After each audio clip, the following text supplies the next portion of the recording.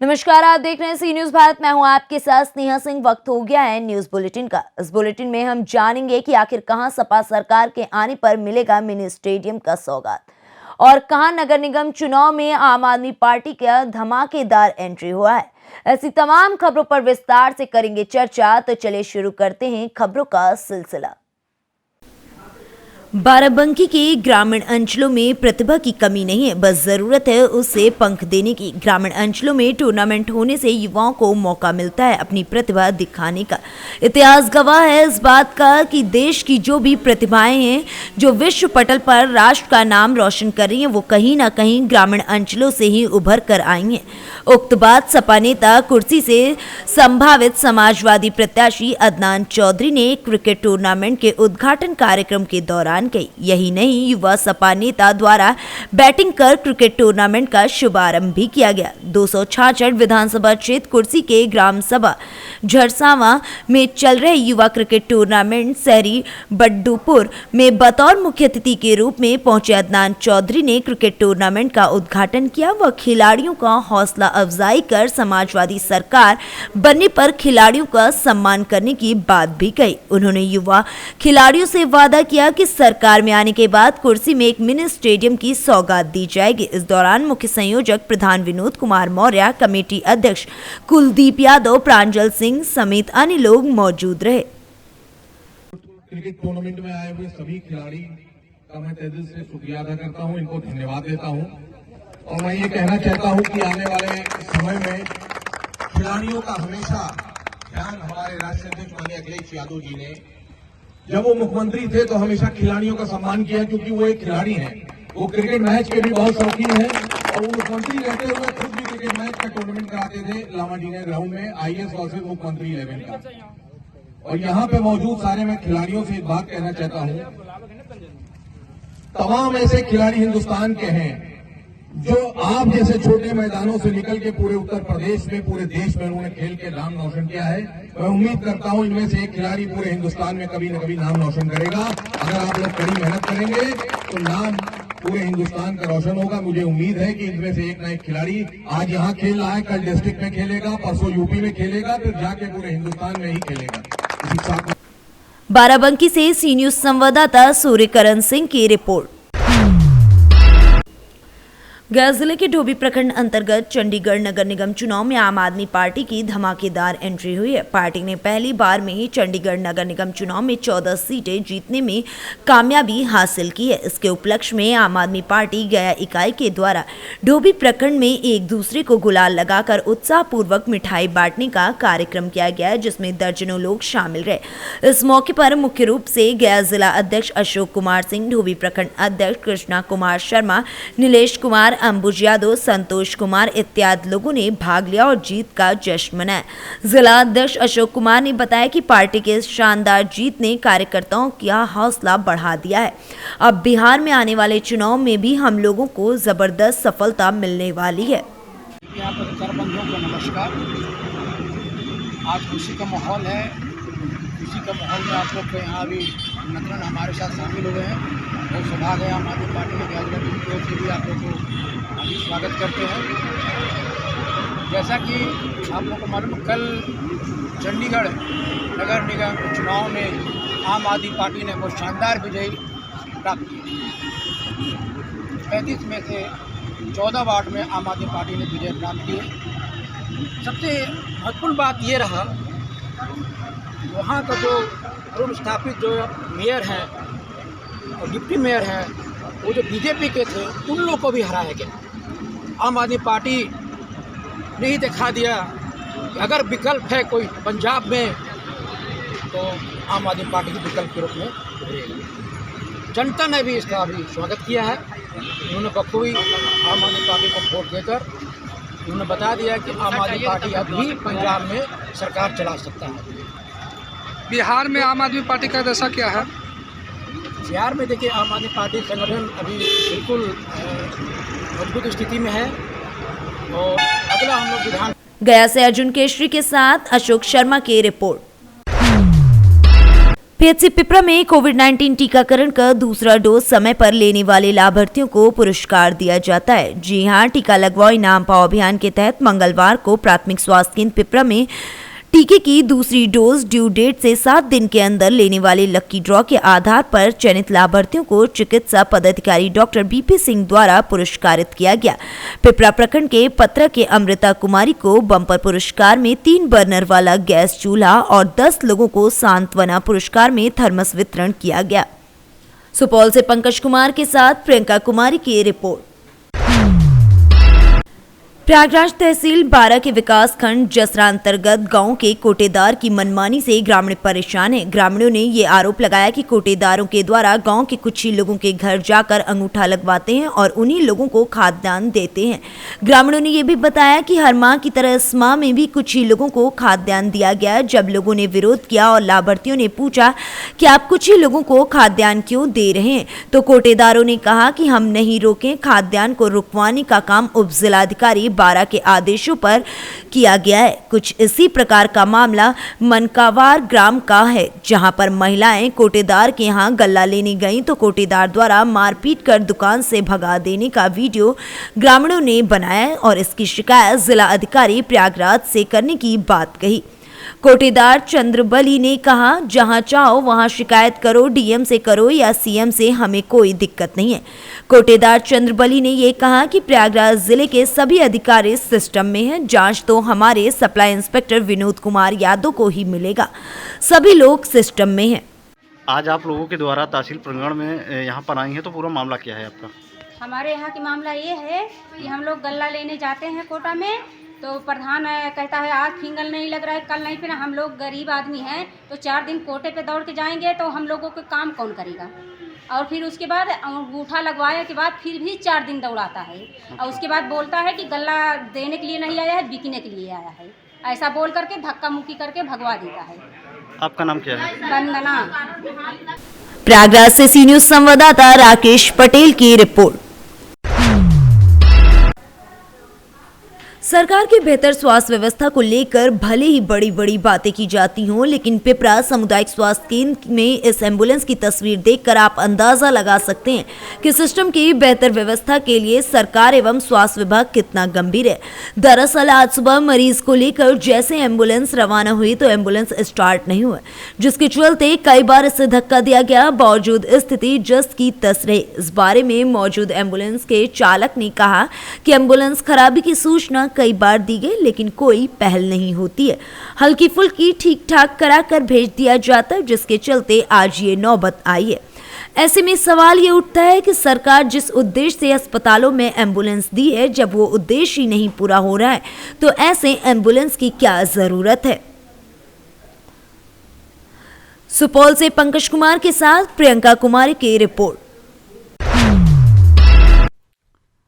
बदायूं जनपद की तहसील बिसौली में जीएसटी विभाग द्वारा लगातार आवश्यक वस्तुओं पर कर की दर बढ़ाए जाने को लेकर अब व्यापारियों में नाराजगी देखने को मिल रही है। आम जनता के इस्तेमाल में आने वाले फुटवेयर पर जीएसटी की दर 5% से बढ़ाकर 12% कर दी गई है। वहीं कपड़े, रेडीमेड, होजरी, अन्य चीजों की भी जीएसटी की दरें बढ़ाकर 5% से 12% कर दी गई है। समाचार पत्रों के माध्यम से खबरें ये भी आ रही हैं कि आभूषणों पर भी 3% से बढ़ाकर जीएसटी की दरें 5% कर दी जाएगी। वहीं अखिल भारतीय उद्योग व्यापार मंडल के सदस्यों ने अरुण कुमार, नायब तहसीलदार के माध्यम से केंद्रीय वित्त मंत्री के नाम संबोधित ज्ञापन सौंपा है। ज्ञापन देने के दौरान कृष्ण अवतार शर्मा, धर्मेंद्र कुमार, कुंवर पाल मौर्य, नरेंद्र दिवाकर, गौरव साहनी, पवन गौरव, शुभांशु समेत अन्य लोग मौजूद रहे। जीएसटी 1 जनवरी से केंद्र सरकार द्वारा कुछ चीज़ों पर जीएसटी में बढ़ोतरी जो की जा रही है, उस संबंध में ज्ञापन दिया गया है और ये पूरे उत्तर प्रदेश में एक ही समय में ज्ञापन दिया जाता है हमारे उद्योग व्यापार प्रतिनिधि मंडल द्वारा। एक ही मैटर रहता है इसमें, जैसे हाउजरी है, फुटवियर है, ईंट है, कुछ सोने के आभूषणों पे भी वृद्धि हो रही है 1 या 2% की। किस संबंधित मतलब किसके लिए संबोधन किया है? ये माननीय वित्त मंत्री केंद्र सरकार। बदायूं से सी न्यूज संवाददाता इफ्तिखार खान की रिपोर्ट। बदायूं जिले में राष्ट्रीय अध्यक्ष जेपी नड्डा की सभा के कारण यात्रा सभा के बाद जिले से प्रारंभ हुई। विधानसभा दातागंज के लोगों में जन विश्वास यात्रा को लेकर बहुत ही उत्साह देखने को मिला। आज सुबह से ही जनता में खुशी का माहौल दिखाई दे रहा था। जनता जनार्दन और कार्यकर्ता गढ़ Pandit Deendayal Upadhyay Satyavati memorial inter college Dhilwari में हजारों की संख्या में 12 बजे इकट्ठा हो गए। इतनी अधिक संख्या में लोगों का जमावड़ा देख सड़कों पर जाम की स्थिति लगी रही। वहीं कई घंटों तक लोगों को काफी दिक्कतों का सामना भी करना पड़ा। लगभग 25,000 से ज्यादा लोग ढिलवारी इंटर कॉलेज में आए। तेज बारिश होने के कारण भी लोगों का उत्साह कम नहीं हुआ। जन विश्वास यात्रा करीब 7 बजे पर आई। वहीं हजारों की संख्या में लोगों ने जन विश्वास यात्रा के रथ को रुकवाकर विधायक राजीव सिंह बब्बू भैया के समर्थन में छोटी सी सभा का आह्वान भी किया, जिससे पदाधिकारी गणों के साथ एसपी सिंह बघेल ने सभा को संबोधित करते हुए कहा कि इतनी बरसात के बावजूद इतनी बड़ी संख्या में लोगों का रुकना वाकई भाजपा की बड़ी जीत है। हम जरूर लोगों का उत्साह बढ़ाएंगे और लोगों से ये अपील भी करते हैं कि इस बार बीजेपी सरकार को वोट दे। बदायूं से सी न्यूज संवाददाता इफ्तिखार खान की रिपोर्ट। ग्वालियर लोकायुक्त ने कार्रवाई करते हुए आज पंचायत के सहायक सचिव को रंगे हाथों गिरफ्तार कर लिया। वह 7,000 रुपए की रिश्वत लेने सरपंच के घर पहुंचा था और रंगे हाथों धरा गया।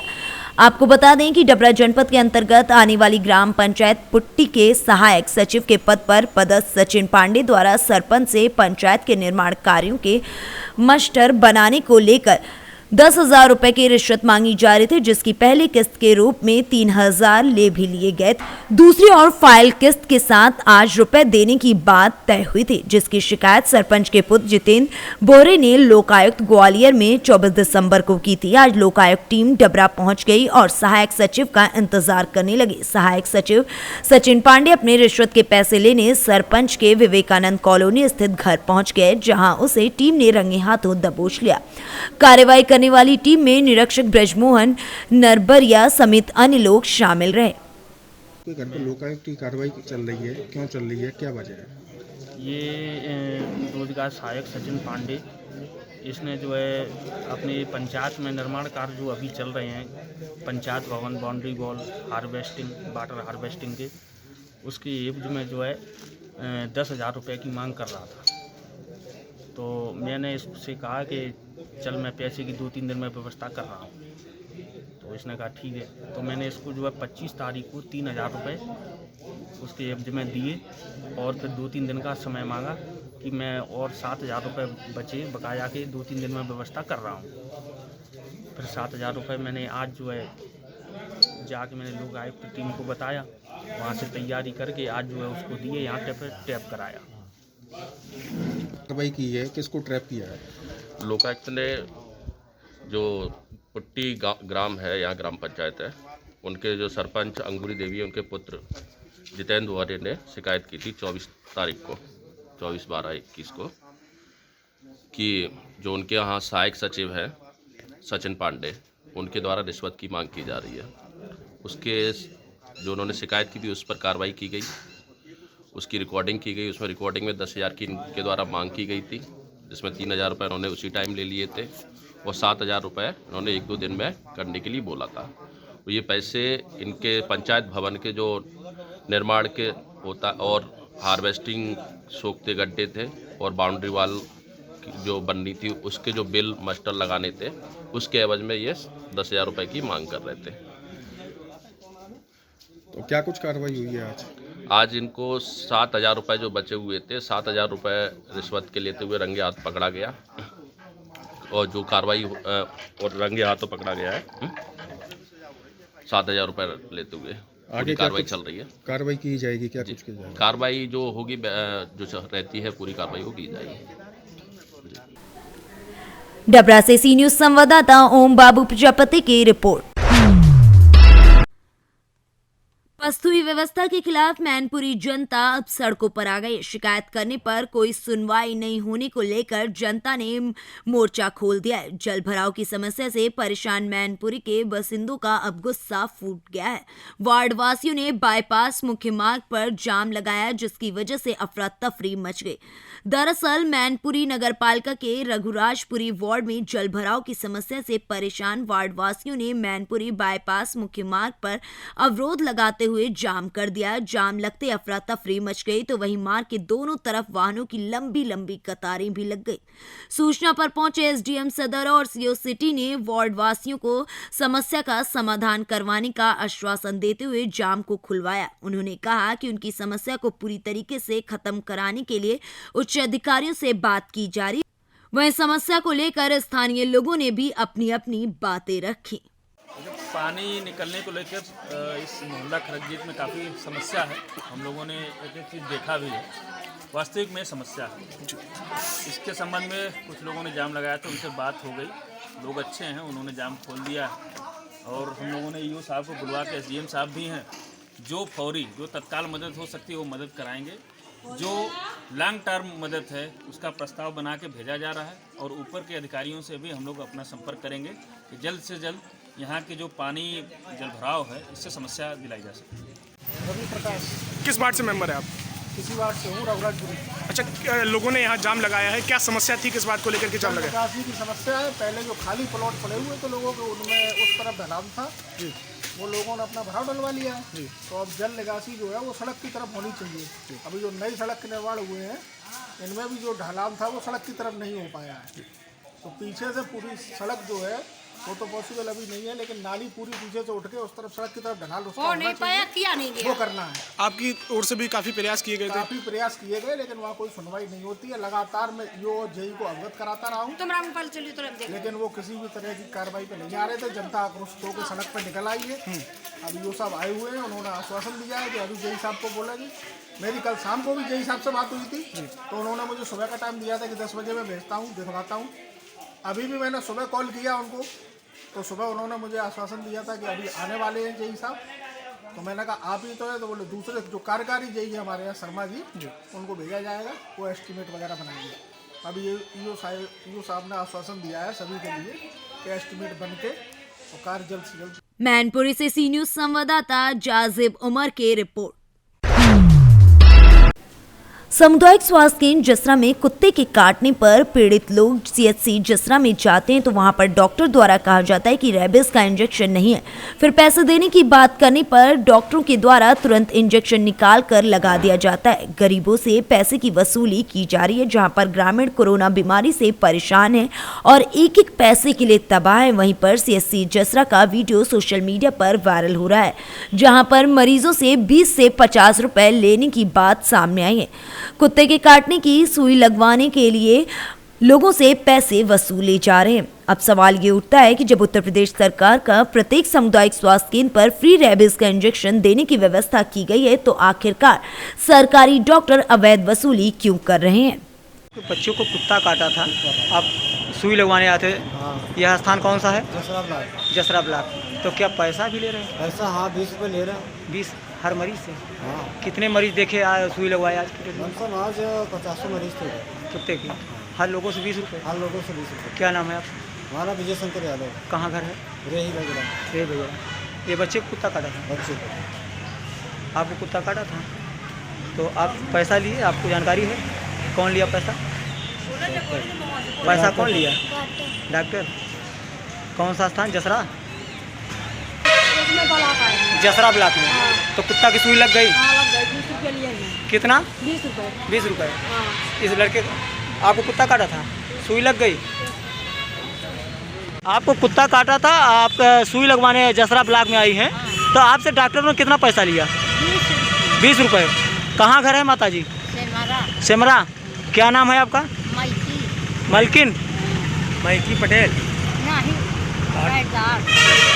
आपकी उम्र कितनी होगी? अरे 50 से कम होगा। नहीं 60 सुई लगवाने आए। कुत्ता की सुई लग गई? हाँ सर लग गई। क्या पैसा भी लेते हैं क्या? हाँ सर लेते हैं। कितना? 20 रुपये। क्या नाम है आपका? Yes market. कहाँ के रहने वाले हो? कचरा। कचरा। हर लोगों से 20 रुपये ले रहे हैं? हाँ सब। तकरीबन कितने कुत्ते के मरीज मिले आज? सर ज़्यादा नहीं, 20-30 होंगे। 20-30 ज़्यादा, हाँ। प्रयागराज से सी न्यूज संवाददाता राकेश पटेल की रिपोर्ट। फिलहाल इस न्यूज बुलेटिन में बस इतना ही। देश विदेश की ऐसी तमाम खबरों को देखने के लिए बने रहें सी न्यूज भारत के साथ।